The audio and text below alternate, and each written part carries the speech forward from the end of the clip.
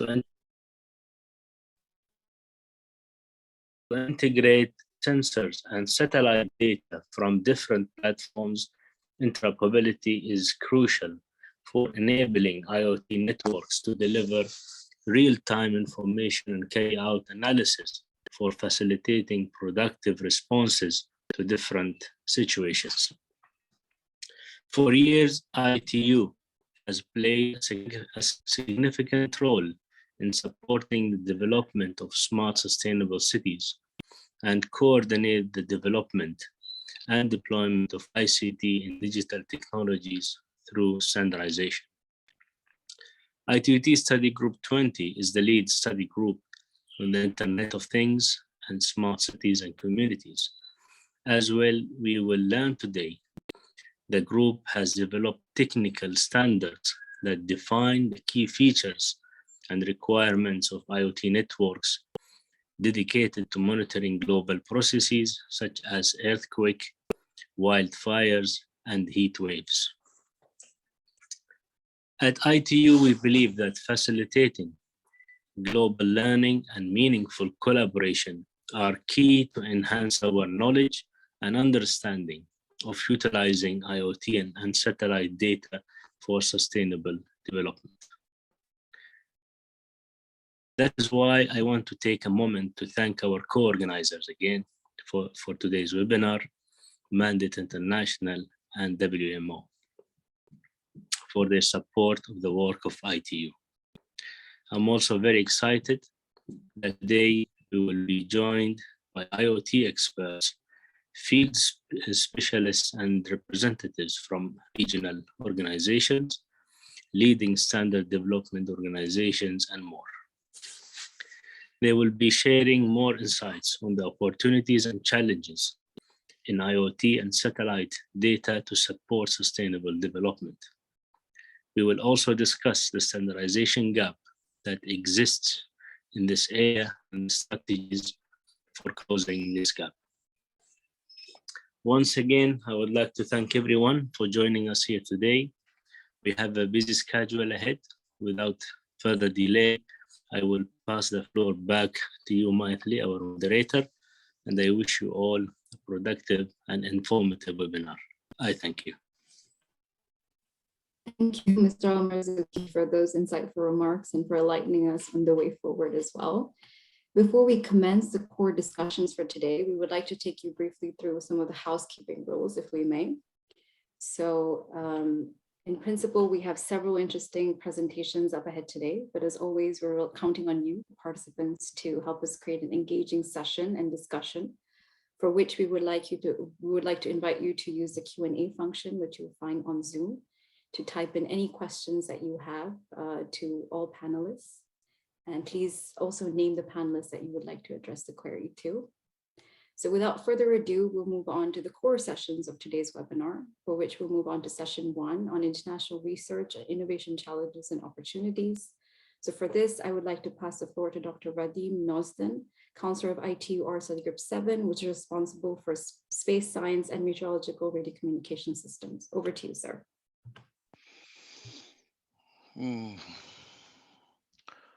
Thank you very much indeed. I hope everybody can hear me. Yes, as it was already said, I am counselor of ITU Study Group 7. My name is Vadim Nozdrin, and why ITU Study Group 7? Because it's very much in line with the subject of our discussion, interoperability of the IoT and satellite data. But Study Group 7 is responsible not for interoperability of data, but for interoperability of observation satellite. And each Earth observation satellite needs specific bands, which are globally harmonized, and ITU, and especially radio communication sector of ITU, is dealing with all this activity as harmonization and interoperability of different satellites and protection of specific band to provide collection and delivery data from satellite to the Earth. So I'm very pleased to be moderator of this session, and we have three beautiful, excellent, I could say, speakers. First of all, it's Dr. Kenneth Holblunt, and we work with Kenneth with, we have some joint projects, I could say, with WMO. First of all, WMO has a specific expert team which contribute to ITU on radio frequency coordination. And then now we have some general activity on protection of space weather monitoring system, which is developing worldwide. And Dr. Holmlund started his tenure as the head of Space System and Utilization Division in WMO in October 2020. His key duties to lead all WMO space program activity from definition of user requirements for space-based observation to provision of a vision for space-based observing system. So next speaker, I would introduce all of them in one goal. It's next speaker is Eric Anderson from European Center for Medium Range Weather Forecasts. Eric is seconded by European Center of Medium Range Weather Forecast with headquarters in Reading, UK, to the European Commission, where he works with Copernicus observation program. He has many years experience working on data simulations, the global observing system, and value of observation of monitoring for climate and weather forecasting. And finally, not last but not at least, Gregory Giuliani, head of Digital Earth Unit and Swiss Data Cube project leader.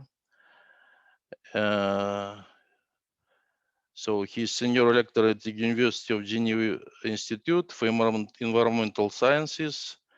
Gregory research focuses on land change science and how Earth observation can be used to monitor and assess environmental changes and support sustainable development. So that's all for introduction. Just a small reminder for speakers that please be aware that you have 15 minutes. And the floor is yours, Kenneth, please go ahead. Thank you, Vadim. I would like to thank the organizers for giving me this opportunity to talk to you today. And I hope you can see my screen and my presentation, but not that slide.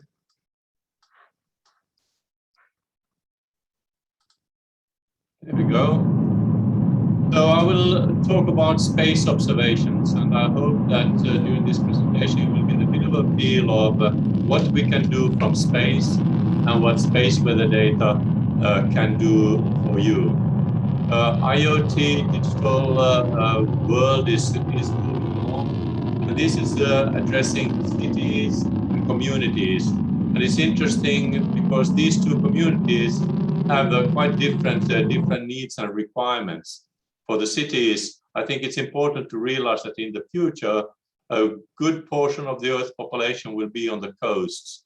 And these areas are those that are most vulnerable to climate change, to rising sea levels and storms. And of course, small island states are equally in danger. But other communities have problems too, because as we increase the amount of observations we can do from ground and from space, it will be very critical to ensure that they continue to have access to that data. So I'm really a space baby. I was born in '57, just a week before the first satellite was launched, Sputnik. And already in the '60s, we had the first weather satellites being launched. In the beginning, it was mainly done by the United States. And in the 60s, we had a little bit more than a dozen of satellites. Now today, we have more than 200 satellites flying and making Earth observations. And we have all these countries who have space-based observing systems. I would like to note also that this number, which is already very big, will continue to increase almost exponentially with the advent of small and CubeSats and commercial satellite data providers. So today we have quite a complete observing system in space, all flying in different orbits. We have here in blue the geostationary orbit where the satellites rotate around the Earth at the same speed as the Earth is circulating, so over the equator. We have polar orbiting satellites which go over the South Pole and North Pole. We have highly elliptical orbits. We have all kinds of orbits. We have orbits up here towards the Sun, going to the Lagrange positions, monitoring the space weather. So we have a lot of challenges coming along. We have new and emerging actors in the global observing system. We have new technologies, new instruments, more and more data. The increase in volume and diversity of data is one of the biggest challenges. We have opportunities like commercialization of satellite data and new business models. What remains challenging is, of course, also to work with the private sector. As Vadim noted, spectrum challenges continue in microwave observations. We do see some interference. Other challenges for us is space debris. The more satellites we launch, the bigger the risk is for collision with old satellites or with space debris. And therefore, we have quite strictly regulated what we do with all satellites. We work together with the Coordination Group for Meteorological Satellites and with the Committee on Earth Observation Satellites. These organizations basically comprises of all the satellite operators today. International data exchange, as noted by Director Ria, is a major purpose of WMO, and it's really at the backbone of what we do at WMO. And without open and free data exchange, it wouldn't have been possible over the last years over the last decades to make so much progress in weather forecasting as we have been able to do so. Until recently, we had 3 data policies, one for weather, one for climate, and one for hydrology. But now we have a new unified data policy for the international exchange of Earth system data. The new data policy is taking the Earth system approach. So it looks at all the WMO application areas, so beyond weather, climate, and hydrology. It defines what is core data that needs to be exchanged and recommended data that should be exchanged.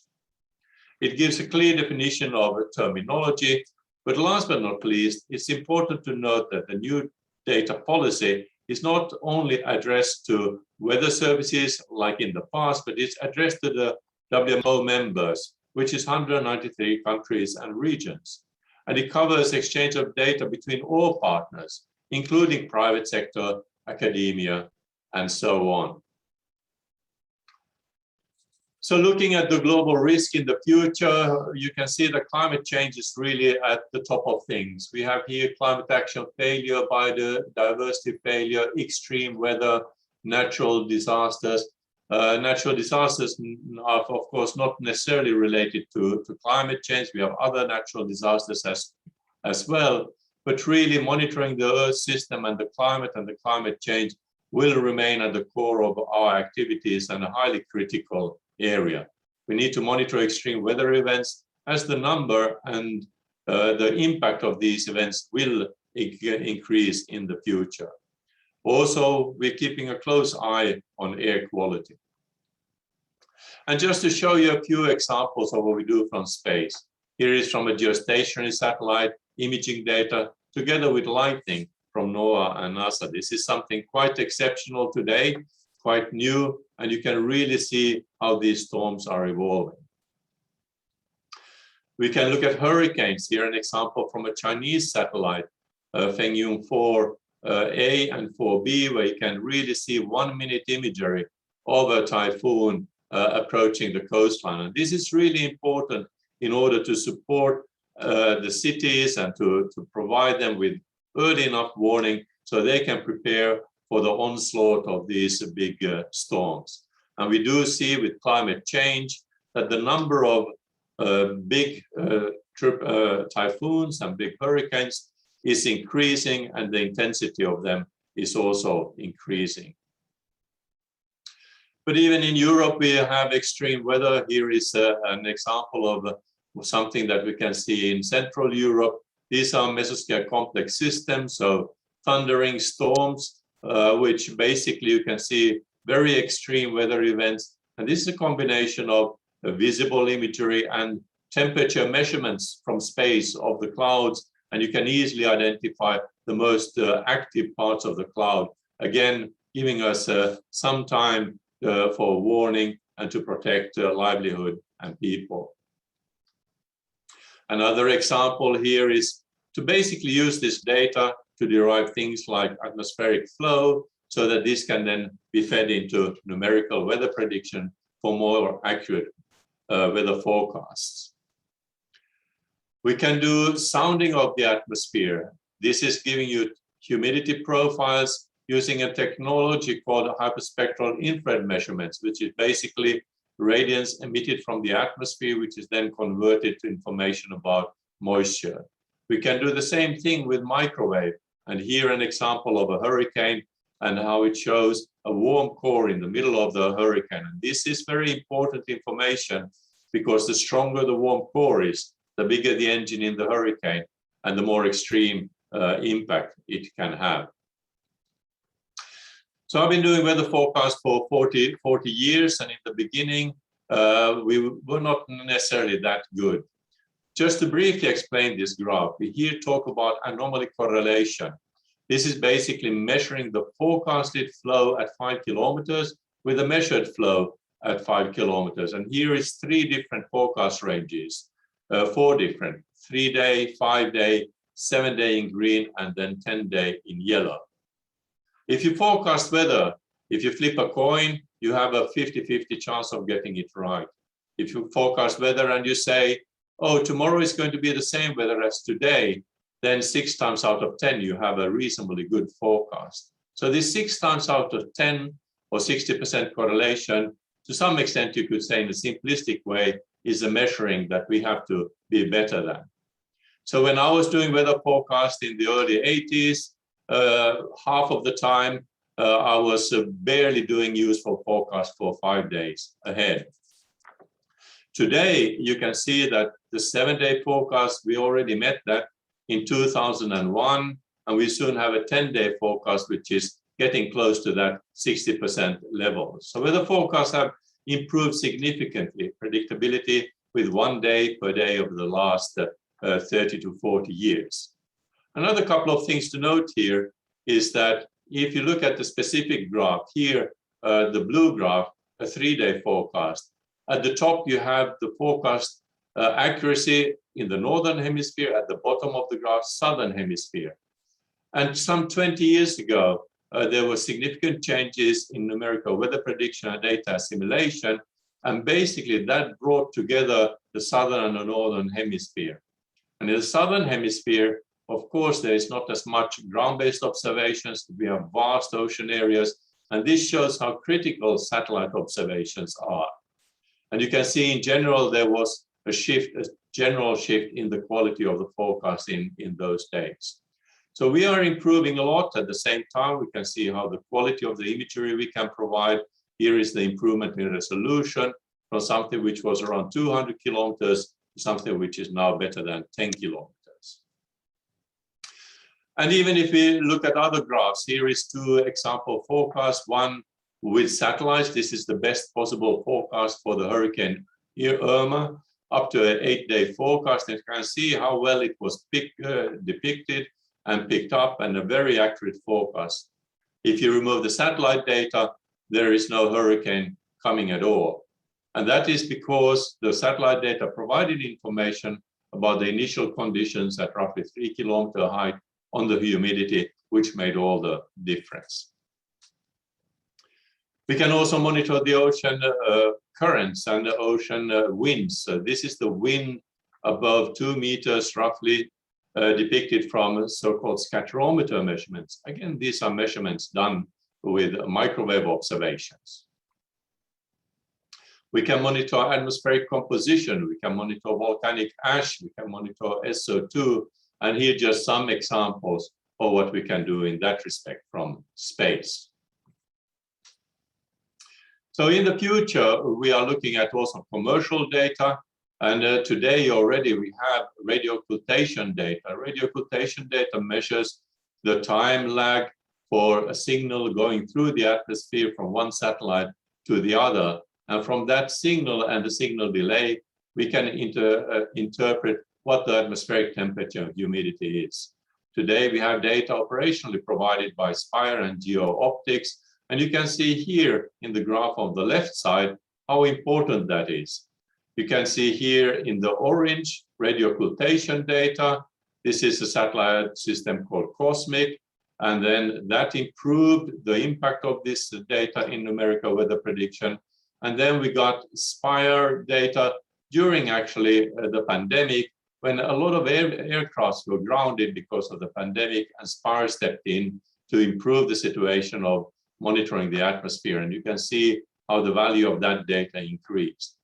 We see the same thing for microwave observations, that the more observations we get, the better. Here is 1 sounder, 3 sounders, 5 sounders, 7 sounders.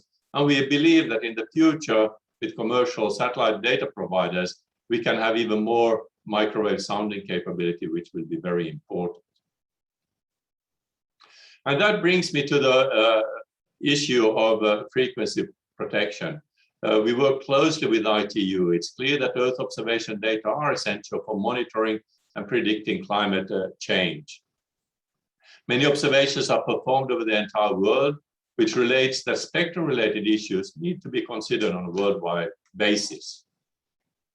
What is important here is to have an open and honest dialogue with industry on which frequency are those that we cannot change from Earth observation perspective and where they need to put in extra effort to protect our observations. We will present our position on World Radio at the World Radio Communication Conference, raising issues of concern. And these are not only about observations from satellites, there are also observations from ground-based, but also it's a question of telecommunications, which may interrupt the availability of data. And what we need is long-term sustainability of the protected frequencies. Here you see sea ice extent observations with microwave observations. And what you see, of course, is that the trends, it may take 10 or 20 or 30 years to see. So we cannot just simply change frequencies one day to the next and think that we can provide easily very sustainable long-term observations of the climate and climate change. So frequency protection is really important. And as noted also by Vadim, we also work on space weather. And space weather, again, here we have a lot of observation systems that are sensitive to frequency issues, both for observing the sun, but also in terms of observing something a little bit closer to the Earth, which is called the ionosphere. And this is just an overview of the WMO space program activities that you may want to look at a later stage. And with that, I would like to thank you for the time given to me. Thank you very much. Thank you very much, Kenneth. Very impressive. But time is running too fast, so please, I would propose that if somebody has a question, we will postpone it at the end of the whole presentation. And please, next speaker, Eric Anderson. It's a challenge for me to say this abbreviation, ECMWF. Please go ahead, sir. Yeah, hi everyone. I'm Eric Anderson, and it's a pleasure to be speaking at this webinar for ITU and WMO. Yes, so my employer is ECMWF, the European Centre for Medium Range Weather Forecast, but I'm seconded to work with the European Commission in Brussels. And the Commission runs one of the world's most ambitious Earth observation programs. I don't know if this is widely known, but the Commission pays the European Space Agency to develop and launch Earth observation satellites to support the policy goals of European countries. And I'm going to talk about that in general in a couple of slides, but more specifically in a moment, the monitoring of CO2 emissions, because that's an area, it's a new area, and it's one where complicated interoperability will be required between station data in the urban environment and satellite data. So the Earth observation program funded by the Commission are called Sentinels. The satellites are called Sentinels. There are 6 of them at the moment, well, there are more than 6 satellites, but 6 series of satellites. And they're all specifically targeting certain measurement capabilities from space, and they're in different orbits, as we already heard from Kenneth. And their payloads are different. There's either 1 or 2 in each of these series. And you can see that some of them have been launched already, whereas others are still in development. I'm not going into any of the detail here. I just want to make the case and point out that these 6 series of satellites are either operating already or being developed by the European Union. And the observations from the Sentinels are being used in services to citizens. There are 6 services, and they are represented in the center of this graphic. So the Sentinels are on the left, the services in the middle, and both of those are European Union funded. And the data that is produced by both of these components is therefore subject to the Commission's open and free data policy. This data that's produced either by the services or from the satellites themselves is available for download by anyone. The services make use of additional data from the other agencies in the world, non-European agencies, where such data can be obtained through either because of the data is available anyway or through bilateral arrangements. And the 4th component are the in situ data that is provided by the nations that operate such networks. So those final 2 components, the satellites from other agencies and the observations from in situ sources, they are associated with their own data policy, and it's not necessarily free and open. So as I said, Copernicus is the Earth observation program of the European Commission. It's there to monitor the Earth, its environment and ecosystem, the environment of the Earth and the ecosystems, the air quality, climate, and the amount of greenhouse gases in the atmosphere. We're doing this in response and in support of EU's strategic goals, reduction in carbon emissions, decarbonizing the energy sector, for example, and all of that is called the Green Deal policy.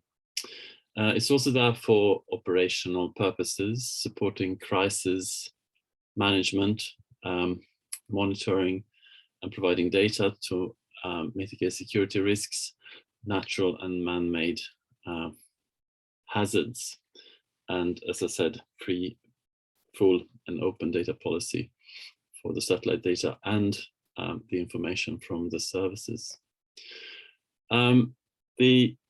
There's a huge emphasis throughout this program on high quality data.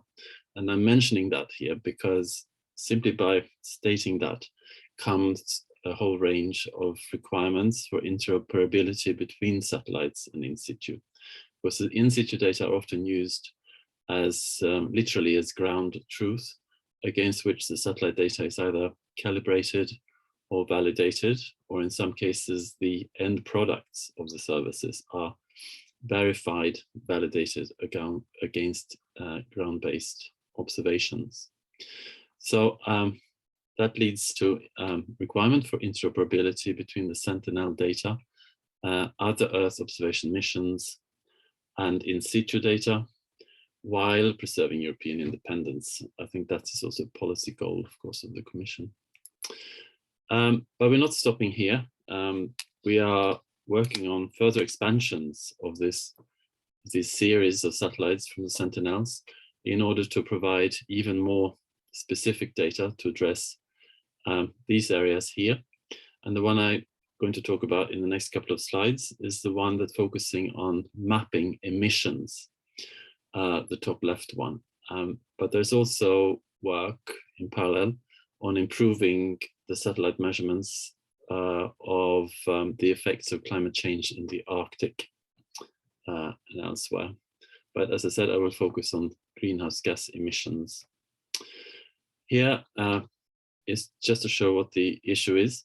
It's the most famous of the greenhouse gases, the global amount of CO2.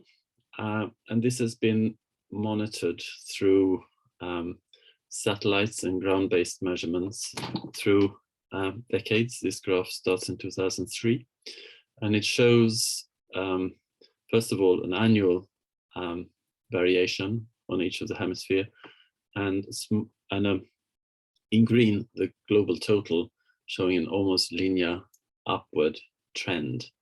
And through the context of the Paris Agreement, countries have agreed on an action plan on how to reduce their emissions, and they have committed to certain reductions before, well, over the next few decades to get this down, not to stabilize.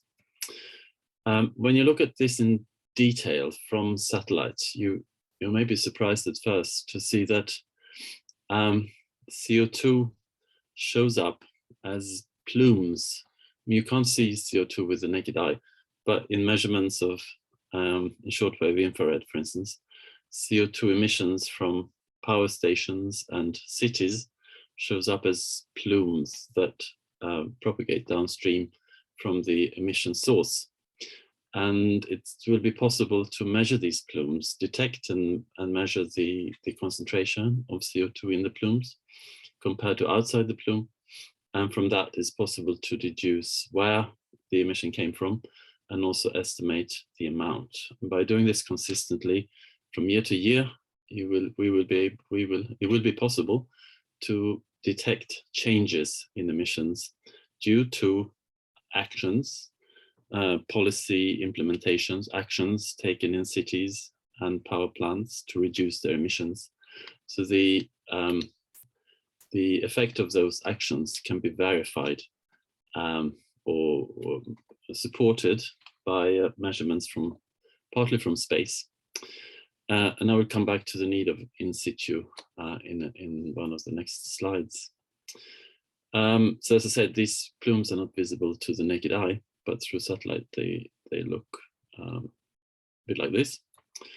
And the problem really is very complex because we want to be able to do this at the national level, first of all, to be able to provide support for countries' efforts to reduce their national emissions. But we're not stopping at national totals.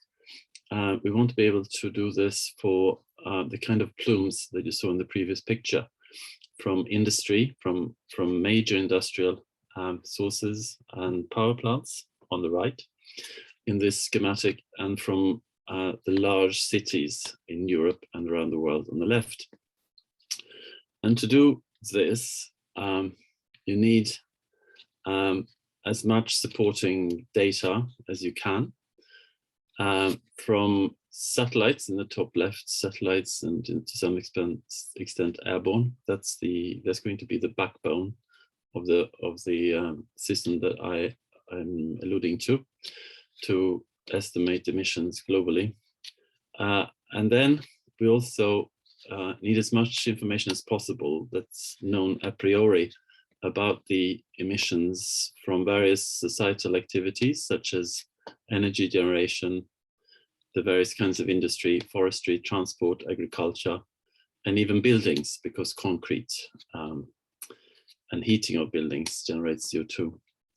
On the right is an even more complex picture with all the activities that create CO2 in the urban environment.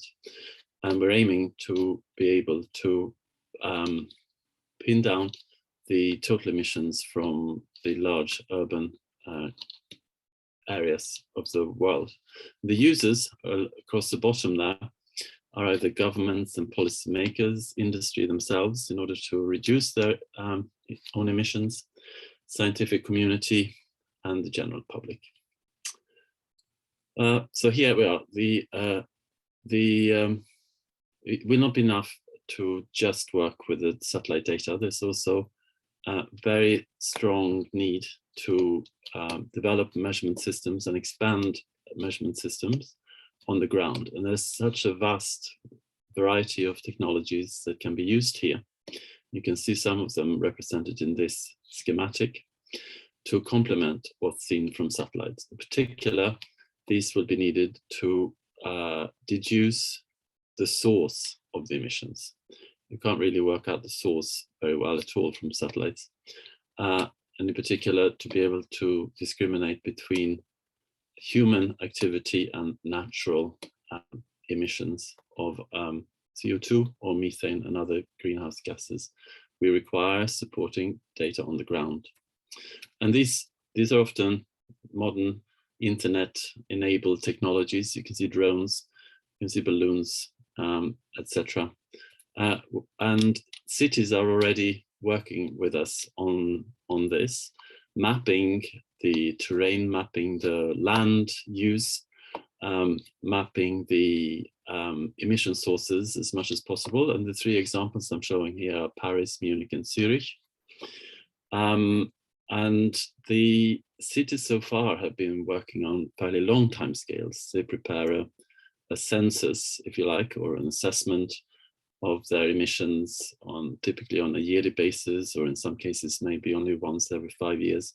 But our goal is to change this so that we can continuously monitor the emissions from these major sources to be able to make more detailed continuous assessment. And that's a new requirement, and that leads to technological requirements in terms of timeliness, standardization, and rapid collection of data from cities. There are concepts for how to do this being developed for Paris, Munich, and Zurich, with various technologies combining a large number of high precision sites, roof level sensors, etc. Some of them exist already, and additional ones will be installed as indicated here. So this is my final slide. So satellites provide the backbone for this future capability. I didn't mention the timelines. The goal is to have this capability ready by 2026. So just 4 years from now, 3 or 4 years from now. And the information services that we're building require interoperability between the ground-based observations and the satellites, because local data in around cities and power plants need to be collected. We need it for the attribution to natural and anthropogenic sources, respectively. We need it for real-time data simulation in atmospheric models to monitor this close to real time, and for calibration and validation of the various data sources. So rapid availability within hours in many cases, globally standardized, where we rely on WMO, and with documented accuracy. Thank you, that's all I had. Over to you, Vadim. Thank you very much. Thank you very much. At least for me, it was really interesting. This achievement in CO2 monitoring. So I have question for you. But however, first of all, I have to give floor Grigori Giuliani. Previously I started to read with the wrong line. So he's head of division in UNEP actually, and only after this senior lecturer in University Geneva. And it's my pleasure to give him a floor. Grigory, please go ahead. Thank you, Vadim. Good day to all. That's a great pleasure to be with you today, and thank you to the organizer for giving me the opportunity to give you a short overview of a national infrastructure that uses satellite imagery for environmental monitoring, and that infrastructure, we call it the Swiss Data Cube, and I will show you briefly how we are using it at the national scale. But if we look, I think one of the topic of the webinar, it's about sustainability and being sustainable for a nation. It's trying to find this right balance between what the nature is offering us, so the natural capital, and what we are consuming for the socioeconomic needs. And the big challenge that every country has to face is to find this right balance and to base their policies based on evidence. And what we are doing currently with our team is to try to frame a little bit and to bring the necessary information as close as possible to the decision maker using that approach, this data information knowledge pattern. So data, it's any type of measurements on the environment. Then when you structure the data into graphs or maps, for example, then it became an information. When you can contextualize that information, then it becomes knowledge, and then you gain understanding on a given issue, and then hopefully you can take sound decision. So we can summarize saying that the knowledge, it's informing us more or less about the limit of the planet and the limited resources, and the action is how the societies decide to use the limited resources of the planet. And we've seen in the previous presentation that the Copernicus program is the largest EO data provider around the world. And if we took just one satellite, so it's the Sentinel-2, it's an optical satellite, it's taking an image of a given place around the Earth every 5 days. So it means that more or less it's taking 2 million images per year only with this single satellite. So if we consider the entire Copernicus program, you see that it's already storing more than 250 petabytes of data, and the daily growth is approximately something around 200 terabytes per day. So, and this is only for the European program. So if you then scale up and expand to the other space agencies, so you imagine the data volume that we are generating out of the satellites. So we can clearly say that monitoring the Earth in, let's say, near real time is really becoming a reality. But there are many big data challenges related to Earth observation science. Obviously, the data volume, it's one of them, the variety and the heterogeneity, so the different types of sensors, both in terms of spatial, temporal, and spectral resolutions. The knowledge we need to have to understand and work with the data, whether we need optical imagery, radar imagery, or other types of data. And usually accessing this satellite imagery it's quite difficult, and then also difficult to download and access, and even harder it's to prepare the data, so doing the atmospheric corrections or other types of corrections. So it needs a lot of capacities and training. So the big challenge, I think, from the EU community is how we can transform this large amount of data into something really useful to support evidence-based policy making. So coming from I would say the traditional remote sensing family, I would say, usually what we do is we search in many catalogs, identifying the footprints over the years, trying to browse around millions of images, searching in petabytes of data. And once we have selected a few images, then we download them, and we do all these, let's say, boring stuff rectifying the data, correcting all the artifacts and so on. And then at the end, maybe we have some time to do the nice job is doing the science part.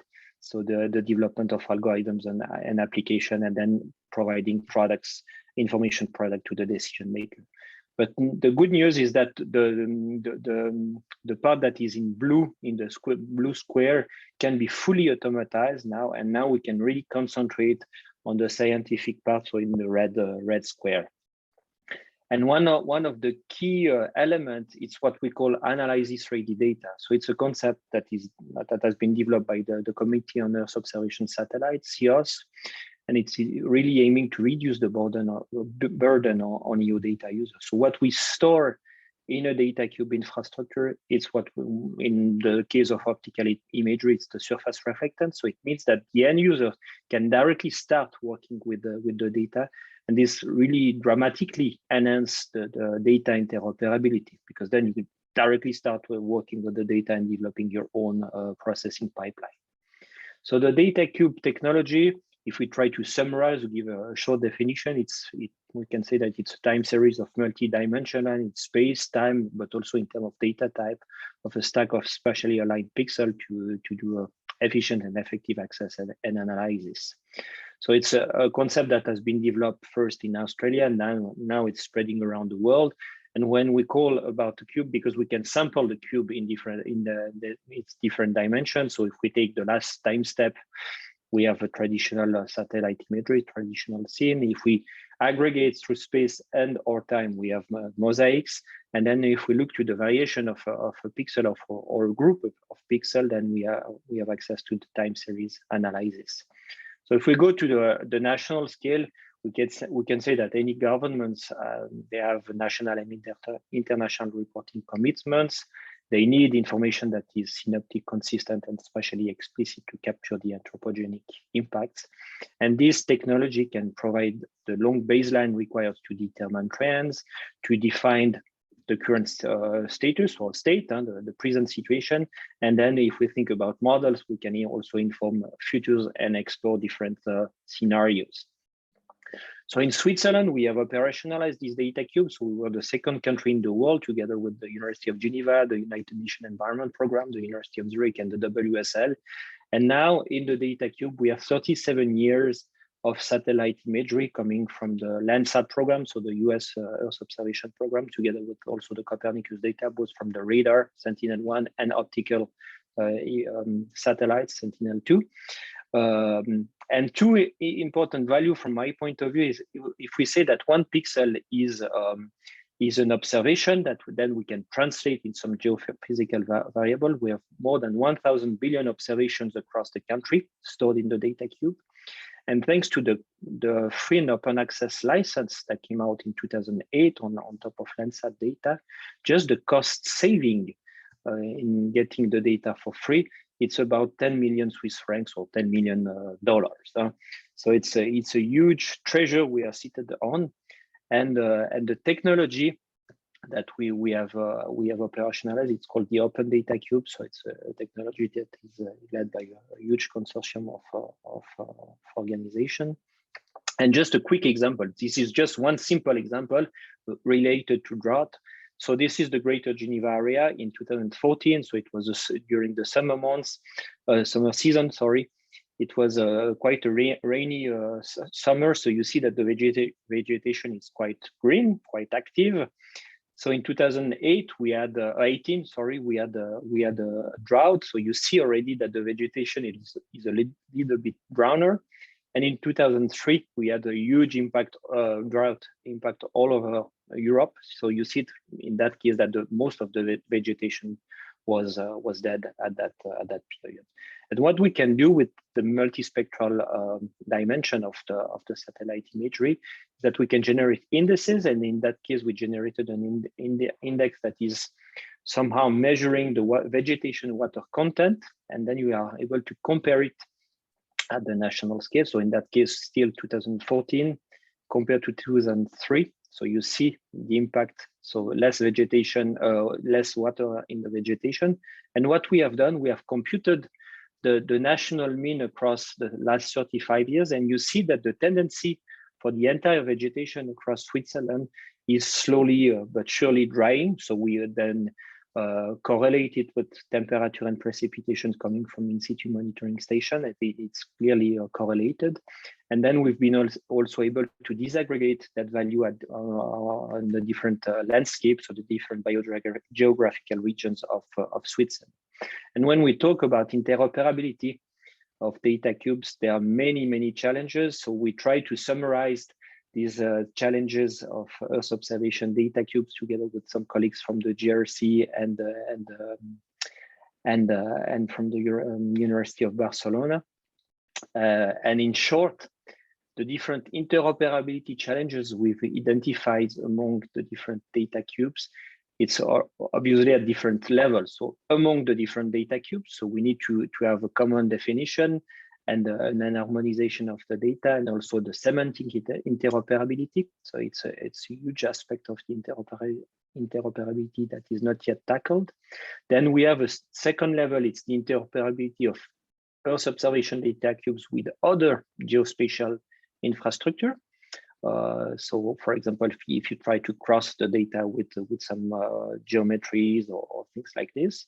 And then the third level of interoperability is with general purpose infrastructure, and especially if we think about the fair compliance compliant infrastructure. And then what we have done, we have looked at different existing standards or recent standard that came out. So both for documenting the data and the data discovery part, the data quality and uncertainty, the data visualization and download, the data processing. And we clearly think that the work that the OGC is developing, especially regarding the new forthcoming APIs, it's really the future for tackling some of these issues. And there are other also interoperability challenges. We need to have a common definition and taxonomy about data cubes. We should pursue the support of open data and sharing policies. I think that's extremely important. We renew and support the OGC and ISO for geospatial standard, because they are really leading this effort, and I think that's going in the right direction. And we think that the processing in terms of interoperability is still a challenge. It's moving the code closer to the data, and we think that's one of the main issues. So in the Swiss Data Cube, we are pursuing this effort of making the Swiss Data Cube interoperable, both in the upstream services, so in the backend, and in downstream services, so for the end users. And you see the full list of OGC services we already implemented.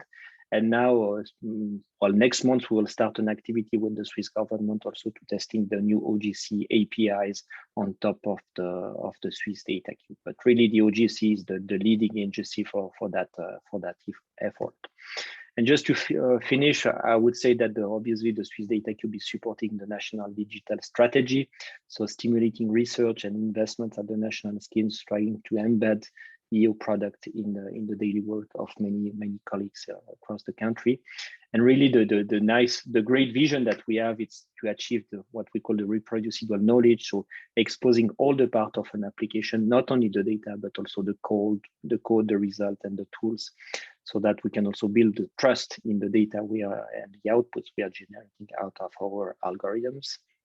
And key to that is really the FAIR principle, so the findable, accessible, interoperable, and reusable, because then we provide access to clean data and make it even more easier to reuse and integrate in other applications and different pipelines of analysis. And we have already developed a database that is fully FAIR compliant. It's what we have called the Swiss NVO database. So you can access all the data products we generate out of the data cube. And basically everything is open on our side. So not only the data, but also the algorithms, the scientific publication, even the educational resources out of the data cube. And the vision that we have is to become a national infrastructure in the next 3 to 5 years to deliver really this unique capability to track changes across Switzerland using satellite imagery. And just to finish, I would say that I really think that the data cube technology has the potential to enhance the scientific accountability and credibility, building that trust that we need to around the satellite information we generate, because without trust and shared knowledge, doing science can be really difficult. Taking sound decision can be problematic, and envisioning a sustainable development can be really, really complicated. If you want to know more about the Swiss Data Cube project, you can visit our website. And with that, I'm done and I'm turning over to you. And I would like to thank you for your attention. Thank you very much, Gregory. So finally, we got 3 beautiful presentations, and we have only 5 minutes, but I got a lot of questions already. So let me do what we can have 1 round of question, maybe with very short question, very short answer, please, gentlemen, because people, they need some additional information. So first question for Kenneth. Actually, as you have shown in your presentation, that the global monitoring system includes not only satellites, but meteorological radars and oceanographic radars and weather balloons and a lot of terrestrial means of monitoring, as well as monitoring from ships, aviation. And from your perspectives, what is the added value of satellite data? Or I would say, how does space-based observation contribute to the WMO application areas? Thank you very much.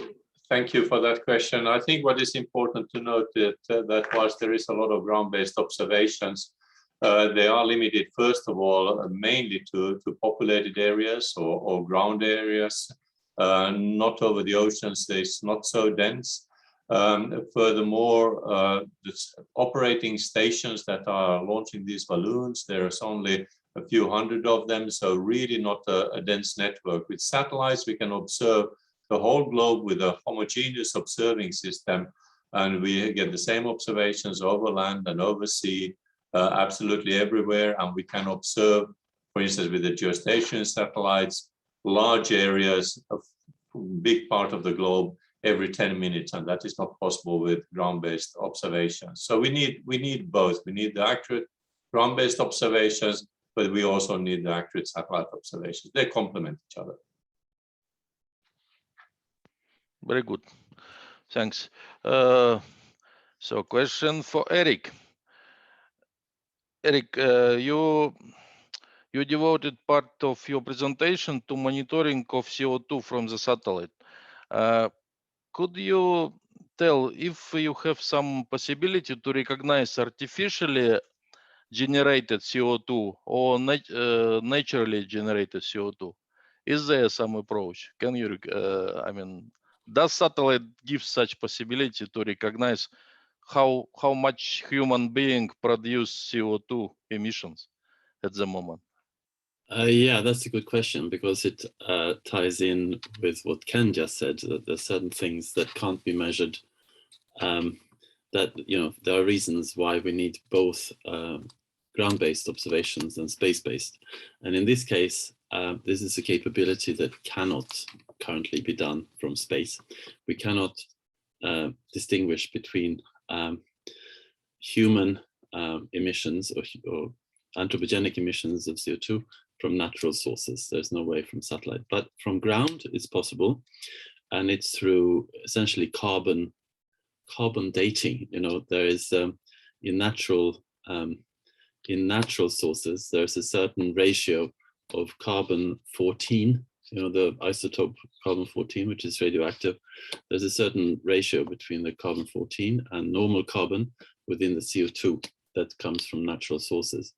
But fossil sources that have spent thousands of years underground has less carbon-14 in it than other current sources. So that gives it, so if it's possible to measure the amount of carbon-14 in the CO2, then it's possible to deduce what proportion of the CO2 is from fossil fuel and what has come from current natural sources such as forest fires or simply from forests. And that there are instruments for that, but they're quite expensive, and there are not many of them. And that's one of the things that we would like to see further investment of such observing systems that can measure radioactive carbon-14 CO2. Thank you very much. Perfect.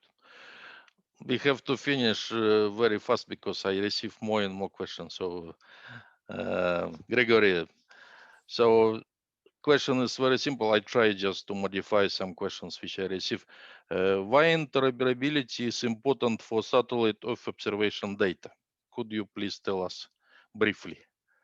Well, that's important, I guess, because then if you want to, well, usually what we do, and especially if we think about artificial intelligence algorithms, so we were machine learning and things like this, we need to integrate, we need to use in situ or sensor-based data for training and validating the models we generate out of the satellite imagery.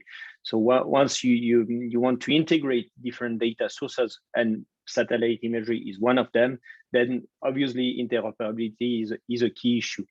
So without interoperability, you will lose some time in transforming your data to adapt it to your own software or own application. And then basically it's time that is lost.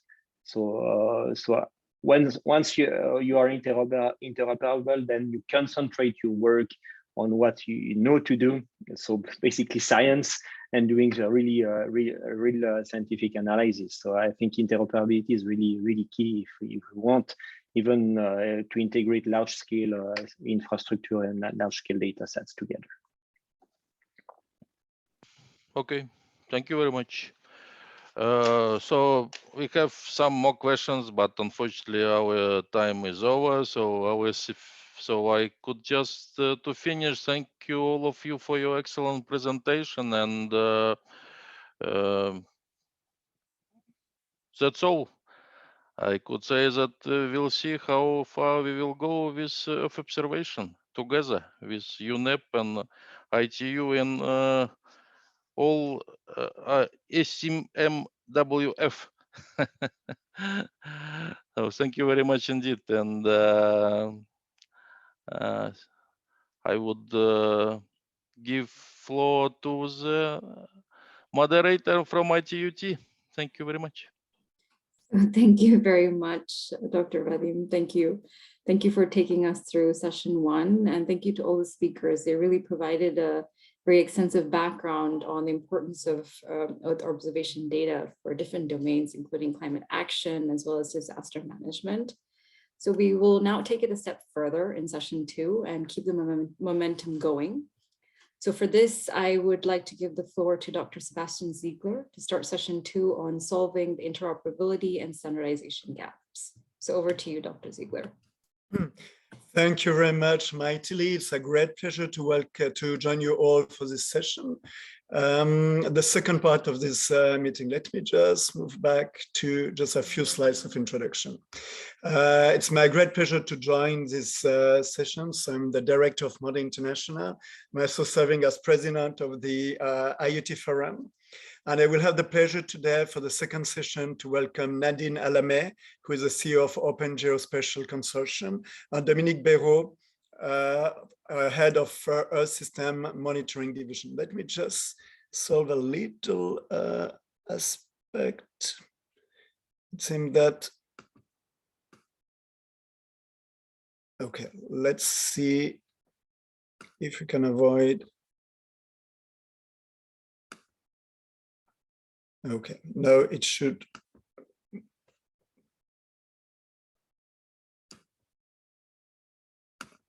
It should start, yes, no. I hope you can see me. So as I mentioned, it's a great pleasure to share this second session, and focusing more specifically on the interoperability and standardization gaps.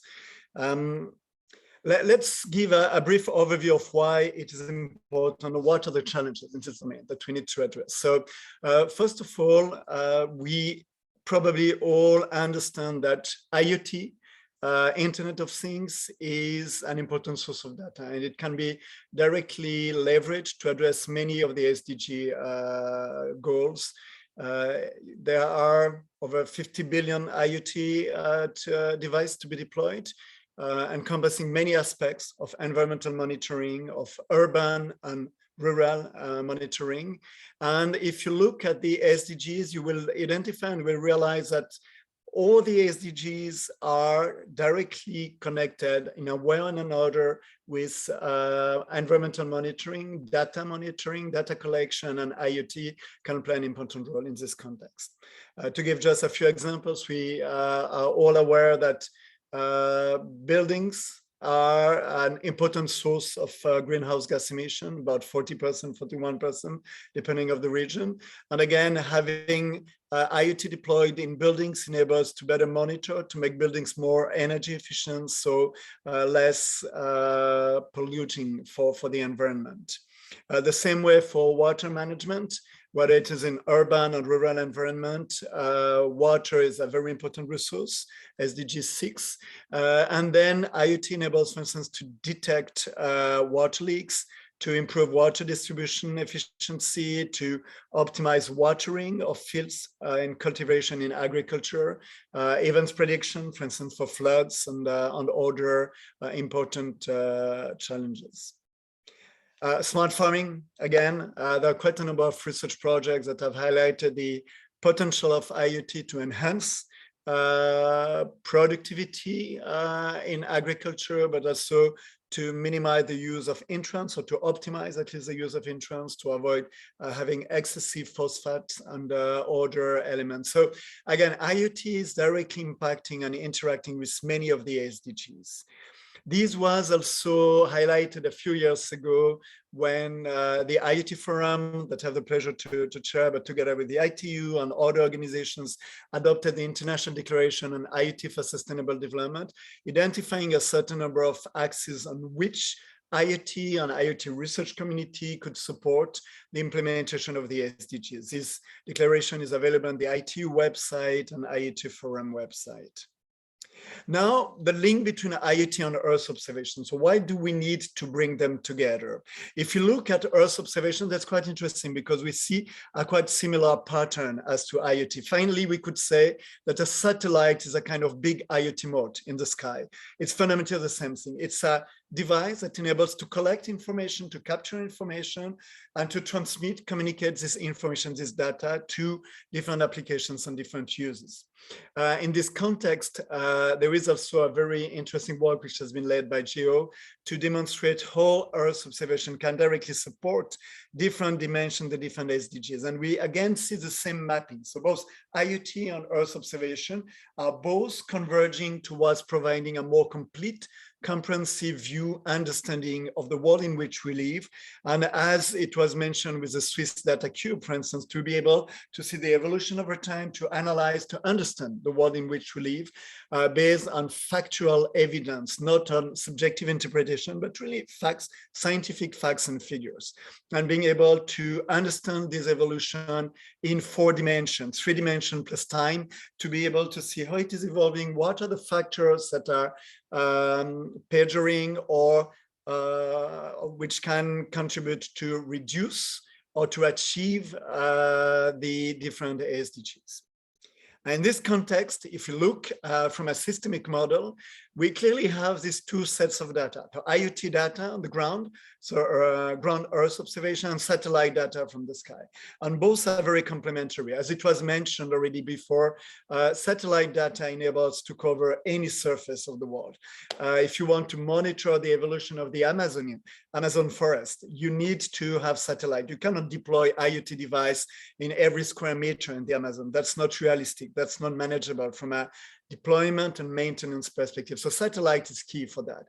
At the same time, for instance, if you want to monitor the pollution in the Amazon River, you will need to have IoT to have measures on the ground. So combining the two gives you a complete picture. If you have only one side, it's like a one-sided vision. You don't have a complete vision. You need to have both the high-level view, the macro level, if you want, which is quite comprehensive, which is scalable, which is cost-efficient, because with one satellite, you cover a huge territory, while for the same territory, you would need billions of IoT device deployed. At the same time, you need to have this ground collection of data with IoT, which are able to measure accurate information. So we mentioned before the calibration, but also the extension of the information. Again, I mentioned the example of a river. If you have a pollution, it's very difficult to analyze the exact nature of the pollution from a satellite.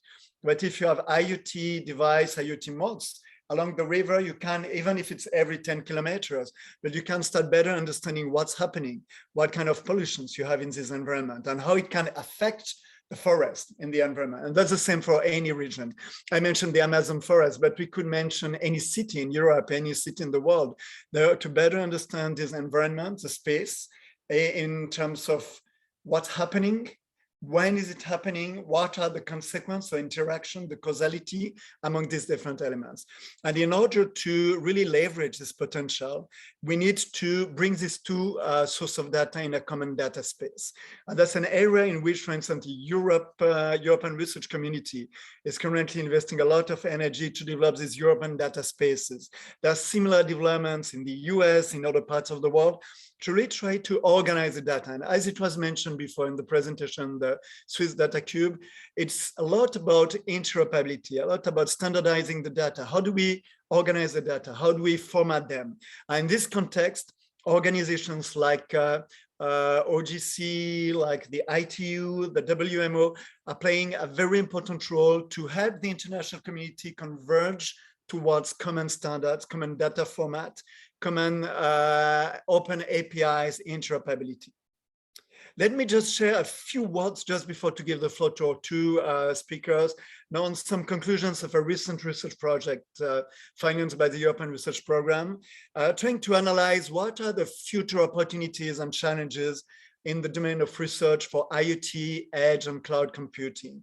And a part of this research, the project is named NGIOT, and a part of this research has led to a certain number of recommendations for the future research program. So it's interesting because it's really prospective.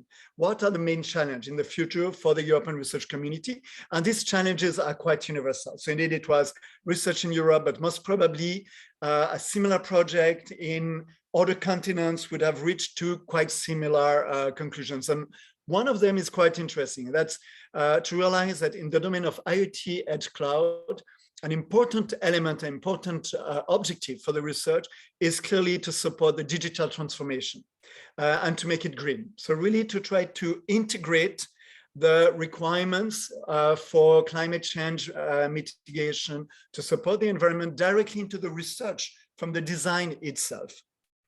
And then there are a few important elements which have been identified in this research project regarding some of the key challenges in terms of interoperability for IoT. One of them is a need for open standards and APIs. And again, the work that ITU, that OGC are doing is fundamental in this domain to provide common reference model, data model, standard that can be used globally by anybody around the world. The second element, which was quite important and which was an important challenge, is to address the continuous interoperability from edge to cloud. So if you consider a network, you have sensors on one end, and then you have cloud with applications. You need to ensure a continuous interoperability along the line, along the process. In this context, you can really consider that the edge can be an IoT mode somewhere in a city, in the countryside, but a satellite too. It's really at the edge, collecting data, and then how can we ensure that this data can then be used at the other end by different applications, different services, which can be smart city applications or other solutions. Another important element is trustworthiness and dependability. We must ensure that the data we're collecting are reliable, are trustable. We can really build analysis and take decisions based on this data. And for that, you need to have a very strong level of trustworthiness, and dependability. And that's very important. Again, it was mentioned, one of the challenges not only to make data interoperable, but to calibrate the data, to ensure that the data have the same level of reliability. Then another element, of course, is to overcome the standard diversity. As president of the IoT Forum, we know hundreds of different standards which are used by many industries. So IoT domain is highly fragmented in terms of standards, and there is a need to overcome. And then there is still a risk that even if you want to overcome, there's also the regional fragmentation that may appear. So again, that's very important that we work at an international level to ensure that we can provide global standards that can be used by anyone and avoid creating fragmentations in the way we can collect and share data on the Earth's evolution. Another element, of course, which is also challenging per se, but which is a domain where ITU is playing an important role to facilitate dialogue and convergence, is to ensure complementarity among SDOs. It's normal and it's healthy that we have different SDOs, because different SDOs may focus on different priorities, different objectives, so that's normal. But what we should avoid is having a fragmentation among SDOs. And in this context, there's a real need to support inter-SDO or I would say inter-organization dialogue and convergence to facilitate this convergence in terms of standards. Finally, and that was a very important conclusion of this research project, is the need in the research part to internalize societal requirements into standards, including sustainable developments and privacy by design, which are, at least from the European perspective, considered as two priority objectives, which mean that in the years to come, the research in Europe, in particular on IoT, edge, cloud, will focus a lot on these objectives to ensure that the technology will be green by design and privacy by design, to ensure that the technology is really designed to support the society, the public administrations, the public interest, and international collaboration. In this context, again, we have the chance to have together with us two outstanding speakers and experts. Nadine Alamé has been trained at MIT in Beirut. She is an excellent expert on data protection, on data interoperability, and she's the CEO of the OGC Open Geospatial Consortium, and she will share with you some of the latest development from OGC perspective. Dominique Béraud has been also a very important expert in the domain of water management, biodiversity also, but now he is at the head of the Earth System Monitoring Division of WMO, but also trying to connect with the research community, with the different innovations coming from the industry and the research to help us better understanding the world, better monitoring what's happening, and finding a ways to connect the dots, if I may say. So without any further delay, allow me to give the floor to Nadine Alamé to make the first presentation of this session. Nadine, you have the floor, and it's a great pleasure to welcome you. Thank you very much, Sébastien. I'll share my slides if that's okay. Sure. Thank you. I think you need, yes, thank you very much. And here we go, share. Can you confirm that you can see the slides? We can see the slide perfectly clear. Perfect, thank you so much. So, and thank you for this amazing introduction. It makes my job much easier.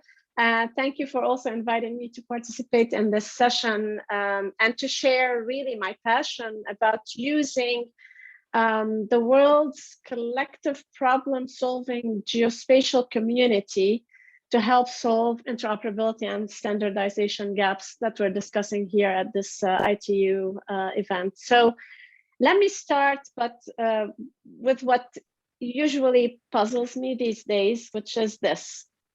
Bear with me, it's 2021. And as technology people, as human beings, we have managed to send a helicopter to Mars.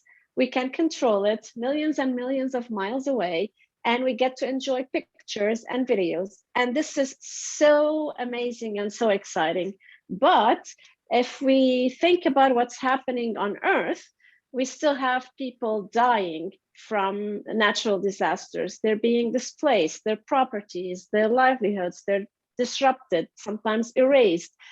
And it's costing us billions of dollars as economies. And it just keeps happening year after year, floods and wildfires and landslides.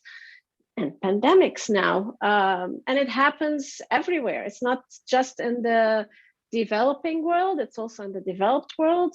And also thinking of 2021, also here on Earth, we still have some serious issues that blow my mind with underground infrastructure, because we still don't know where our underground infrastructure elements are, even though we have the technology.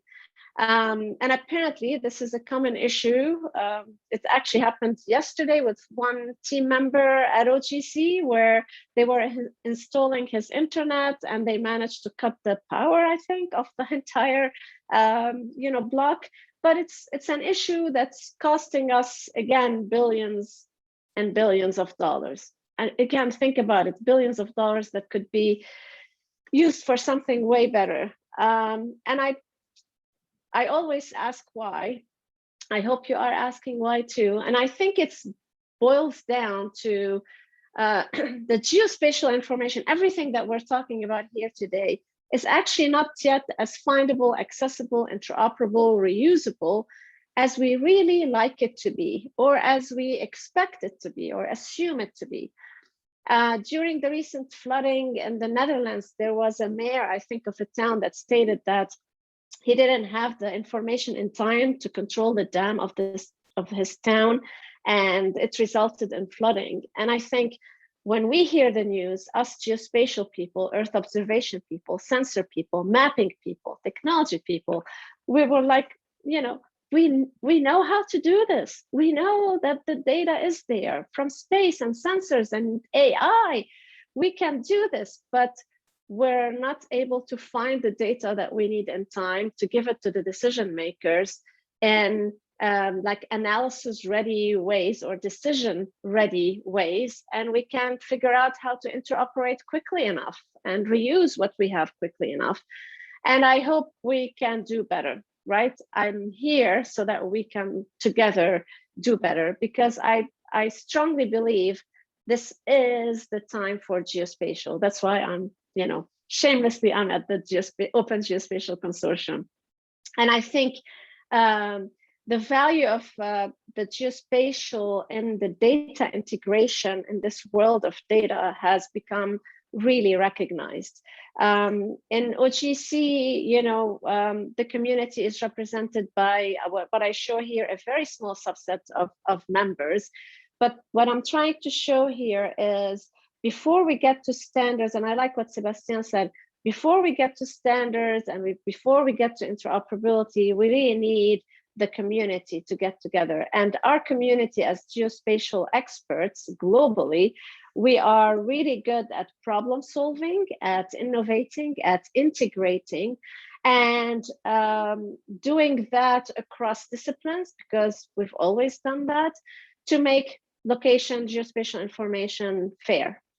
And out of that, because you put smart people together trying to solve problems on the edges where the location is the common across all the data sets, out of that problem solving comes an agreement on standards, an agreement on best practices for how to use standards. Again, going back to Sebastian, not just OGC standards, but the whole suite of standards that are needed to solve big problems like climate change, like disasters, like, again, you name it.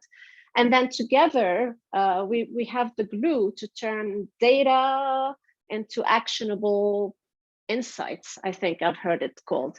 So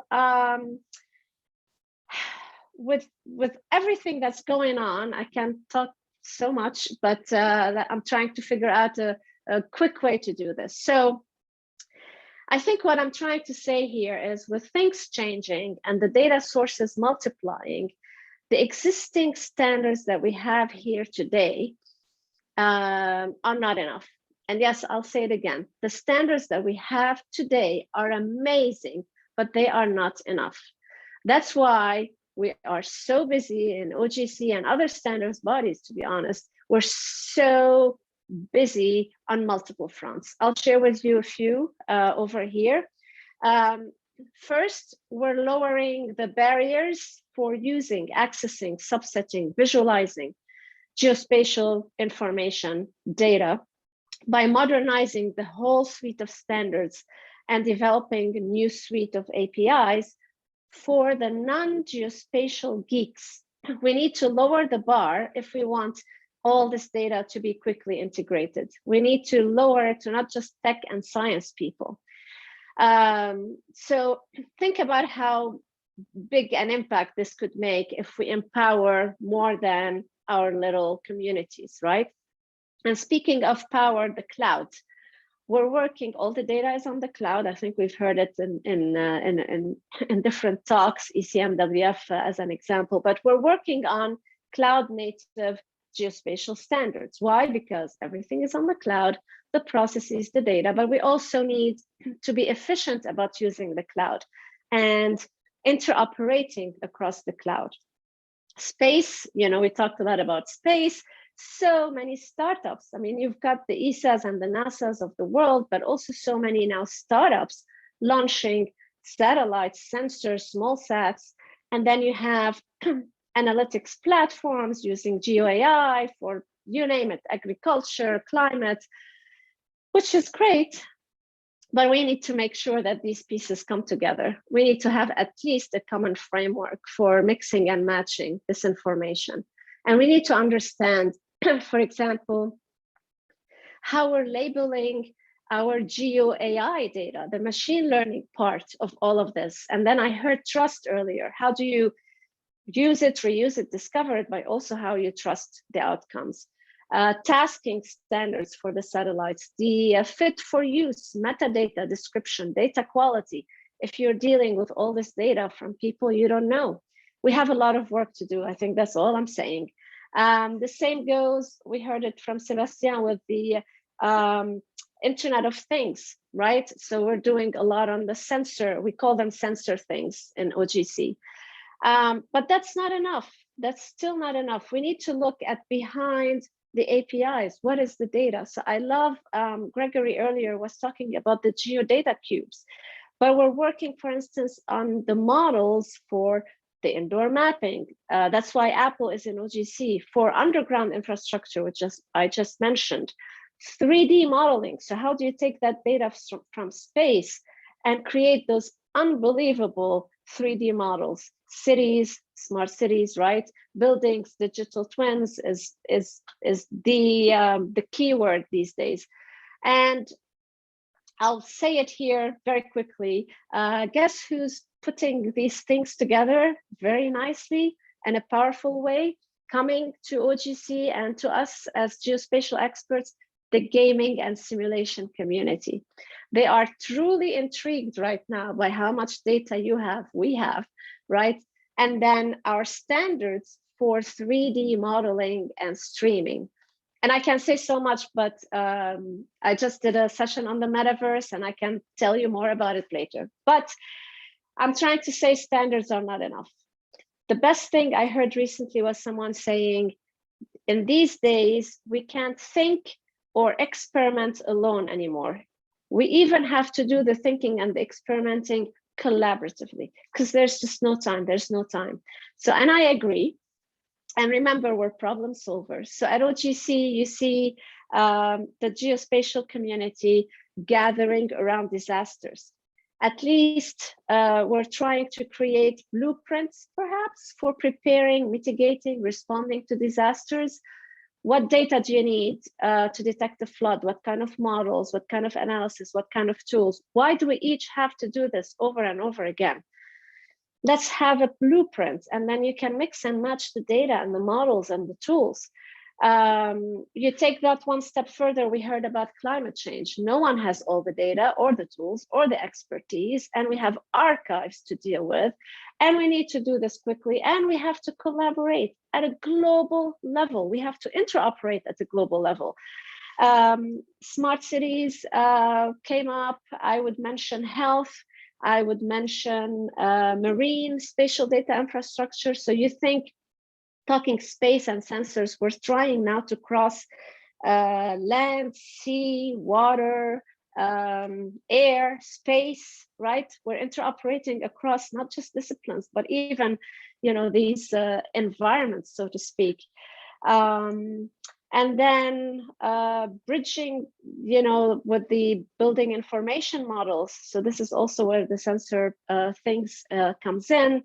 I mentioned gaming, and, you know, I can go on, but I hope it gives you a taste of how much we need to do to actually interoperate when we talk standardization. I think there's an amazing opportunity these days to do good with our expertise with geospatial standards to turn data into insights. So I covered very quickly APIs, cloud native, data models, semantics, the AI and analytics. We can have a whole series on that. Domains, and I also want to give a shout out on ethics, because as we talk about all of this, it's important to realize that we're sitting on some very valuable data, and we need to be careful how we use the data. That's why OGC, we signed on to the International Locust Charter, you know, one of the first people who did that, thinking that this shared understanding amongst us related to how we use this data can improve, you know, standards and best practices. So how can you engage? You can support anytime the development of the standards, the testing, the best practices. I'll give you a quick taste later, but APIs, models, data cubes, you heard it all. Or you can participate in one of our collaborative innovation projects. So the collaborative problem solving, to show what's possible. How do we bridge things? How do we build climate fair services? How do you build infrastructure supporting decision-ready information for disasters? So I can leave it at that. I will share the PowerPoint, of course, but in it, you'll find a little bit more information about the EO platforms that we're trying to standardize, the cloud native formats, what we're doing in the disaster pilot in terms of integrating space and IoT, what we're doing with the climate change, the sensor things, and you know, Gregory mentioned the geospatial data cubes. So what we're doing on that front, and how we're trying to standardize what's out there, and how we're bringing it all in the metaverse. So you'll have all of that in the slides, but in the interest of time, thank you so much again, Sebastian. I look forward to Dominique's talk. Thank you very much, Nadine. Very good presentation. And without further delay, Dominique, it's a pleasure to give you the floor and to complement this presentation. Thank you very much, Sebastian. Many thanks, Nadine, for your excellent presentation. So you said that Sebastian eased your life, you're easing mine, because you are tackling such important topic that I will try just to show how we try to convert this into something tangible from the WMO perspective. So I am sharing my screen. Hopefully you can see it now. Can you? Yes, we do. Okay. It's not in full screen mode, but we see your screen. Yeah, I'm working on it. So that could be good now. Okay, thanks. So I'm at WMO as Ken and Anthony Weir, and my division is dealing with supporting members, meaning countries, in developing their observing networks, information systems for the domains of the ocean, hydrology, and cryosphere.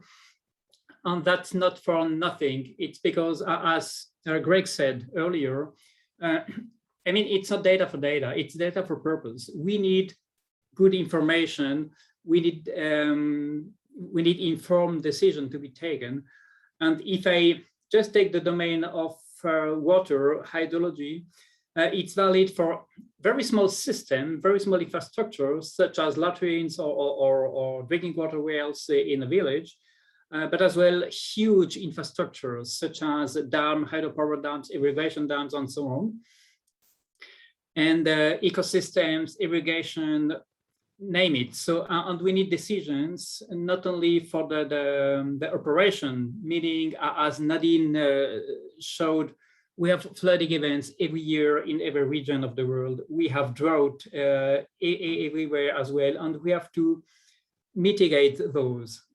Meaning we need information, we need forecast systems, we need good data to build that, and we need modeling as well. And that's true when we are talking about infrastructure. We need design values for statistics, on the extreme statistics and so on. So without data, we are simply blind. So we need these. So that's obvious for any of us, I think. The problem is that it's not working. We're still lacking data. In spite of all what we saw from Greg, from Ken, from you, Sebastian, there is many data all around, but still there's gaps, and very important gaps. And they may be as well a kind of mistrust in some of the data. So we have to improve that situation. And there is a reason behind. So there is many reasons behind, and one of them being the huge complexity we are facing with. And so that's just a view of the hydrological cycle, which is still very much unknown at every scale. Global scale, we see more or less how it works, at very small scale as well. But in between, at the human scale, would I say, we still do not know how the processes are, how they are interconnected, and they are interlinked. And that's true as well when, so Sebastian showed the Sustainable Development Goals. I like that picture of the goals being in a circle, because they are as well interconnected. And water is in, I would say, 15 out of the 17 goals. And if you move one, you have to move the others. So it's interconnected, and we have to try to understand these. And even when you are acting, we need to have a good understanding of a system. Without modeling, we cannot understand. And without monitoring, we cannot model, meaning without monitoring, we cannot act. So we need to think in that huge complexity of the system, and then finding solution, because we have to find solution at every scale for supporting a village, for reaching the development goals. So we have to move on with that. So it's about having data. If we consider what's existing outside, and I'm talking here mostly on the WMO domain with the climate data, meteorological data, hydrological data, ocean data, and that example is coming from the hydrology.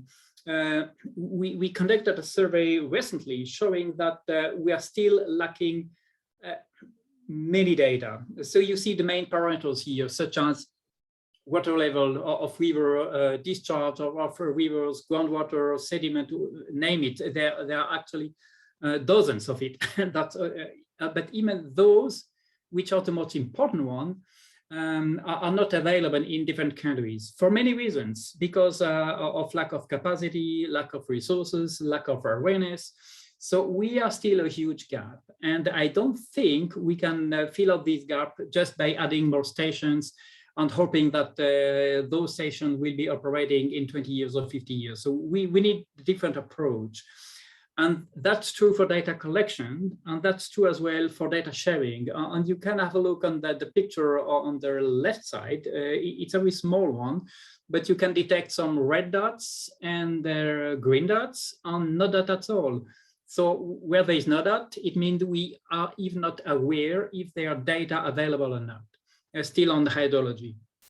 The green dots are those where after maybe 50 clicks or so, you may get to the data and download them. And the red dots are points where we know there are data existing in a country, but we just cannot download them or access them easily. So we have that double issue to solve, to have better system to collect data, and then to have a better system to share those data on making them visible as well. So the solution that WMO is implementing for a couple of years now is a holistic approach that we call the Earth system approach, not to continue with dot after dot measurements, but first to have a global overview on common systems, data systems, information systems for the major topics of WMO, being climate, weather, and water, without forgetting the environment. So and the goal is to integrate, in the end of the day, the information for providing the basic that is requested from members, from decision makers, from the private sector, and to build that information to help understanding the complexity of the Earth processes. Earth approach means as well to incorporate multi-source data. So if we take ocean, if we take hydrology, if we take weather, we know that the standard measurements are so important, but not enough. So we have to open the door to other data collections, to other data providers, on combining, as it has been said earlier, so in situ data, satellite data, Internet of Things, and all that kind of new sources, and then finding a solution to build a bridge among all those type of data. So under that Earth system approach, we also have all those questions that has been addressed today on interoperability, to have a kind of assessment of the different quality of the data, to do something with them, to be able to combine them. And I think it has been said earlier as well, to make not only the user's life easier, but as well the provider's life easier, to take all the burden of data formatting in one unified system as far as possible. And in that context, WMO Congress last October took historical decisions. On 2 of them are related to hydrology, and 3 of them are related to that global Earth system approach. And the key one is here on the bottom left, on building on global basic observing networks, stations that are of high quality, where all the data are shared, to build better numerical weather predictions, so better meteorological predictions for the next future. And then we are considering extending that to other topics, could be for ecosystems, climate, understanding of the ocean, and then opening the door as well for networks outside of the meteorology, such as climate or hydrology. So that's key decision that cannot live without having financial support. And that's why the second decision from WMO Congress was on building a new financing mechanism for supporting at least those countries who have difficulty in not only building the system, but as well to maintain and operate the system, so that to have that support on in a sustainable way. And the third decision was to make sure that we have the right policy to share those data that are so important to be shared among all the stakeholders. And that's what Ken Holmlund shown earlier with that WMO unified data policy for all domains of WMO, one single data policy, and with a distinction of core data, those who are requested for saving lives, to be short, and recommend data that are useful for understanding the system, for making climate prediction, and so on and so forth.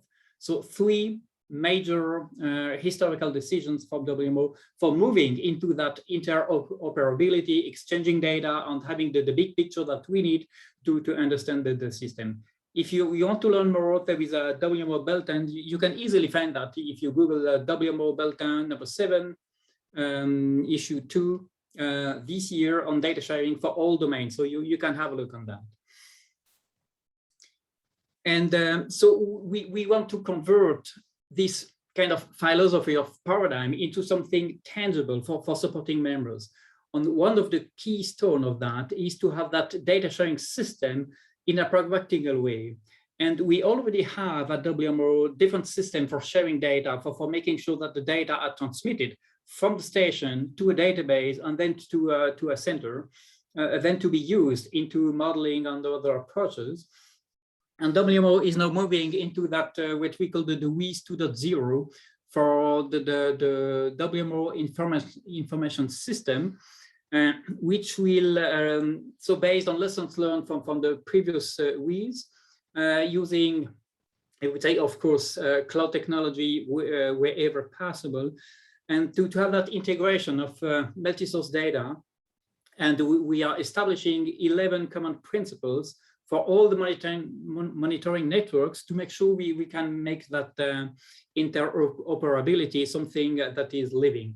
And then connecting these data architecture with API or any kind of users.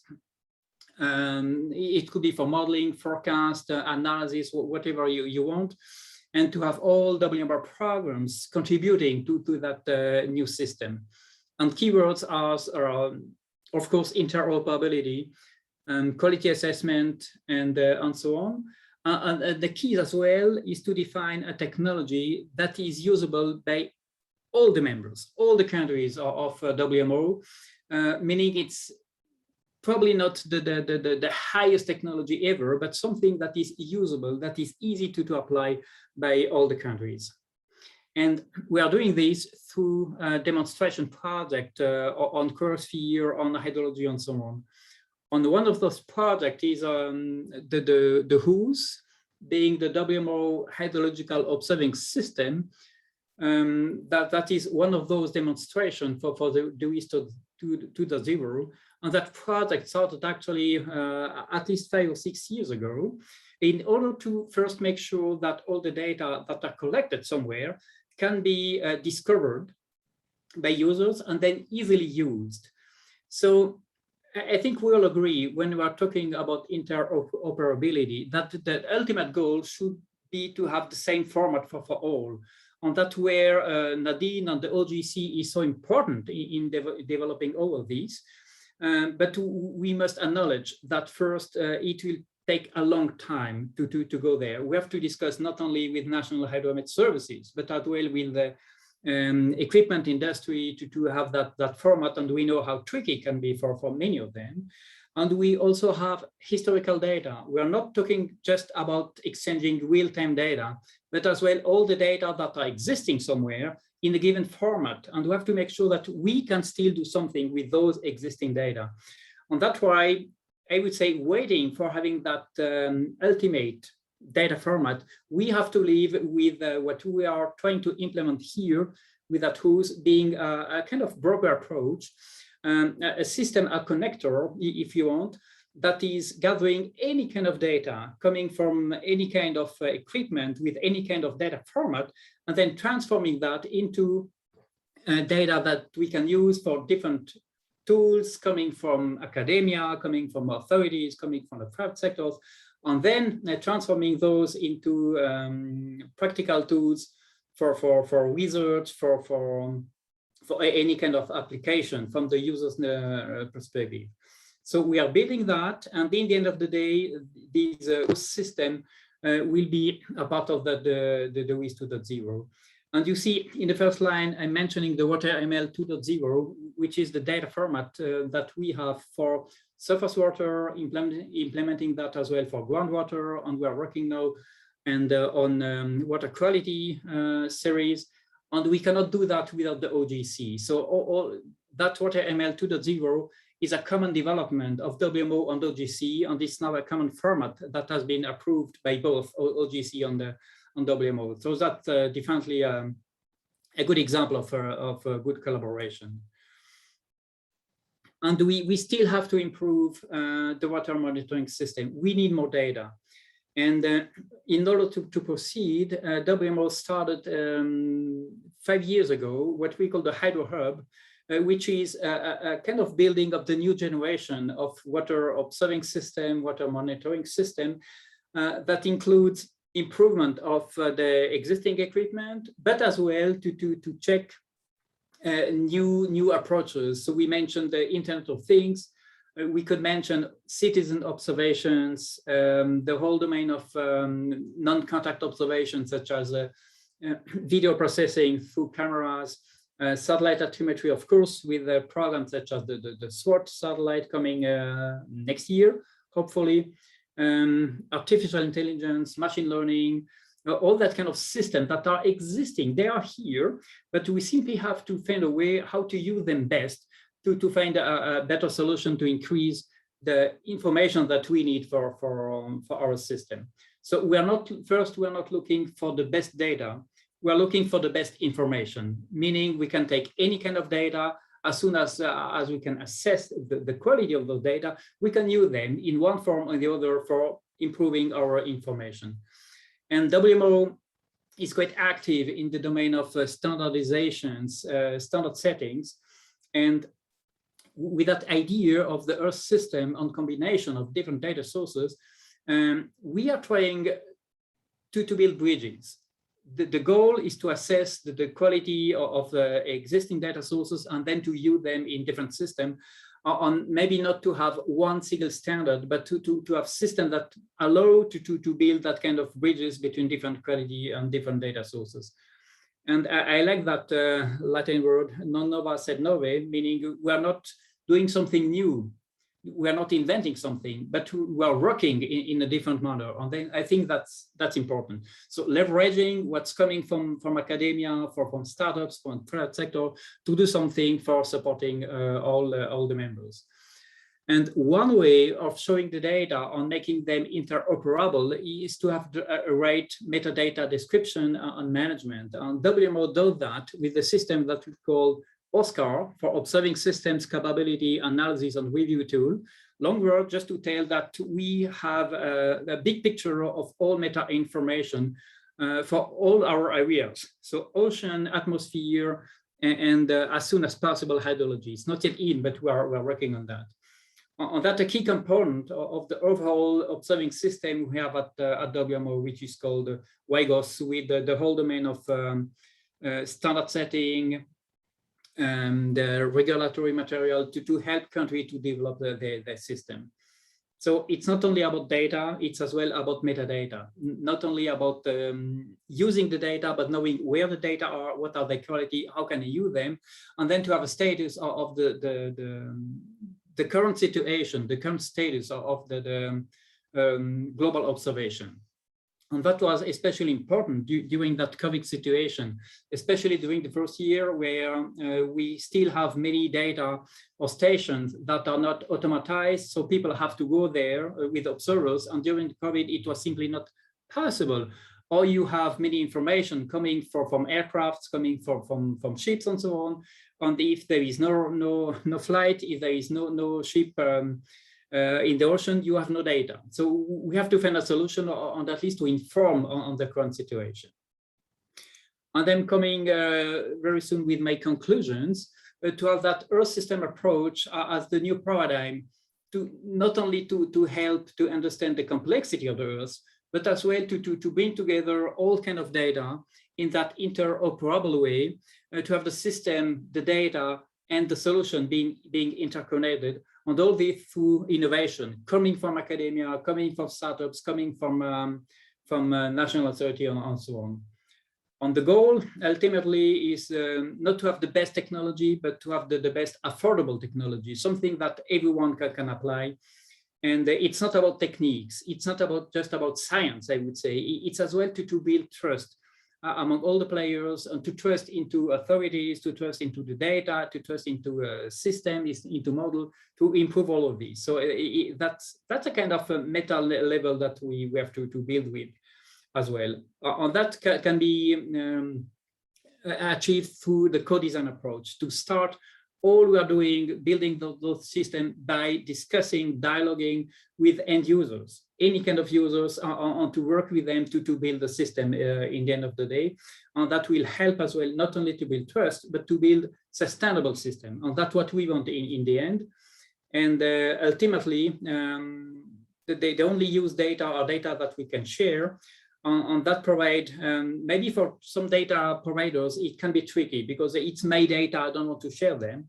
But of course, if you use the data is still here, and that brings a better visibility for data providers, and that's a plus as well. The more interconnected you are, the more interoperable you are, then the more visible you are, on that all good points. And with this, I trust I'm finished. Thank you very much. Thank you very much, Dominique. I think it was an excellent presentation. I see that time is flying, unfortunately, so it's already 5, but let's try to maybe keep, if ITU allows for it, a few minutes. I'd like to ask you a practical question. You as the head of the WMO on these specific aspects. What could the integration of IoT data together with satellite data change in your ability to address your mission, to implement your mission?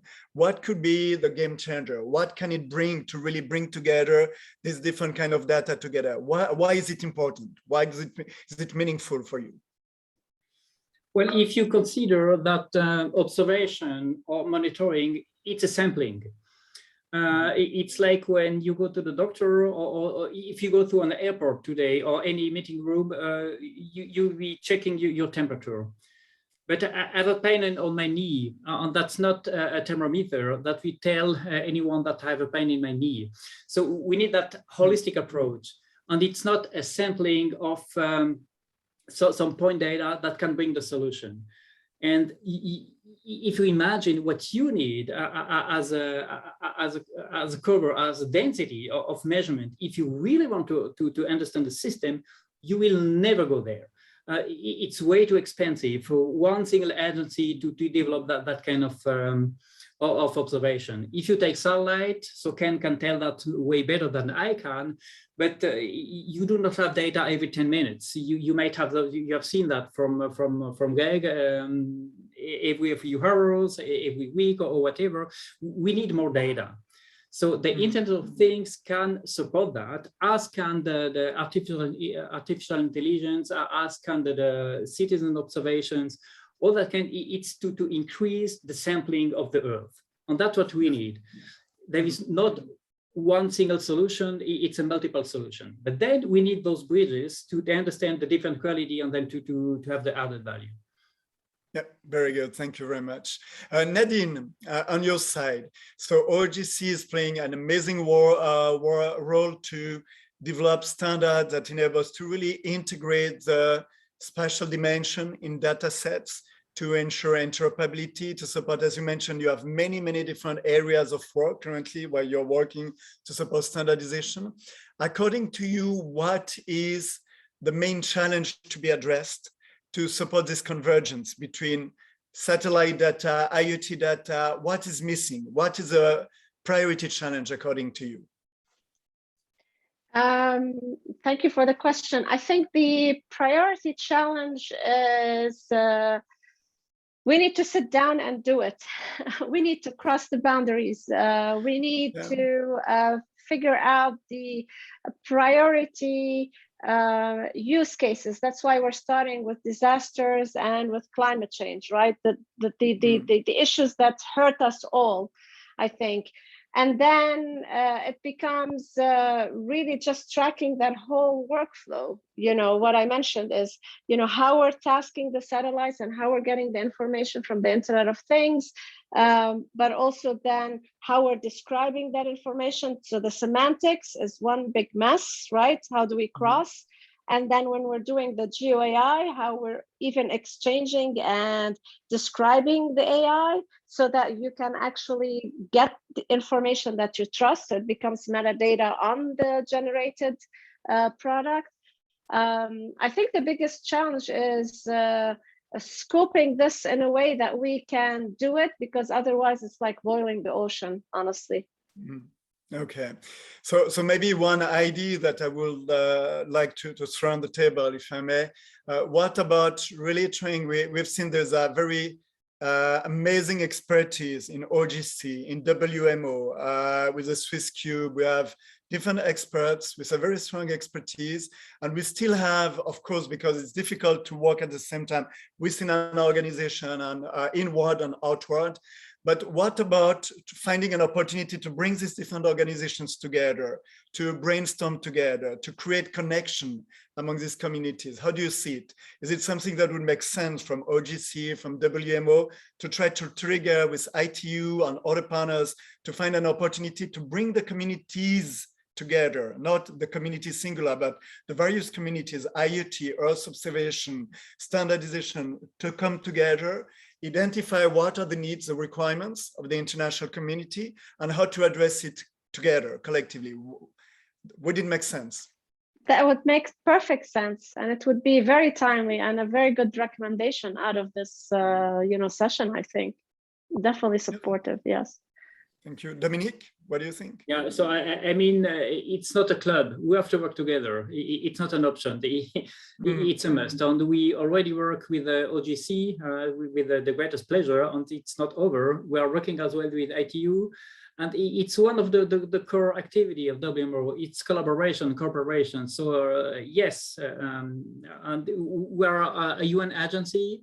Very good on, we are a technical agency, developing those standards and approaches and projects, but never alone. So we have to work with partners, and everyone is most welcome, yes. I like Thank that. you very Can much. I add, I think, yes, please. Can I add, Sebastian? I Sure. think what we're saying here also, there's an urgency these days. We don't have the time. And I think this urgency, if we can accelerate each other's missions, which is exactly what we're doing here, I mean, whatever we can do towards that, we're definitely on board.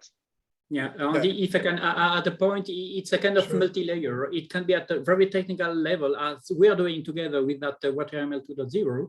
It could be at a kind of policy level as well. And WMO launched that Water and Climate Coalition, looking for all possible partners to build a system to accelerate the SDG 6. So I think we need that chain. It's not just about techniques, it's not just about policy, it's both of them, and we need bridges among them. We are here for that. Very good. I think these are two excellent conclusions. So thank you very much for your contribution, for your participation. And I hand over for the closure to Maitili from the ITU. Again, it was a great pleasure to moderate this session with you. Thank you very much. Talk to you soon. Thank you, Dr. Ziegler, for taking us through section 2, which was very important relating to standardization. So thank you for guiding us through that. Thank you also to Mandat International and to WMO for co-organizing this webinar with us. Thank you to all the speakers for taking us on a new journey relating to this new topic on the standardization front. And thank you to all the attendees. I see quite a few of you already are still connected. So moving forward, the journey to digital transformation has not ended yet.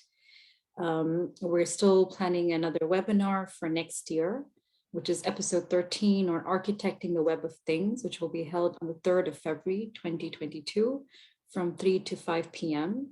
My colleagues will link the registration for this webinar. So we're hoping to see you all in the new year. Till then, happy holidays and stay safe and healthy.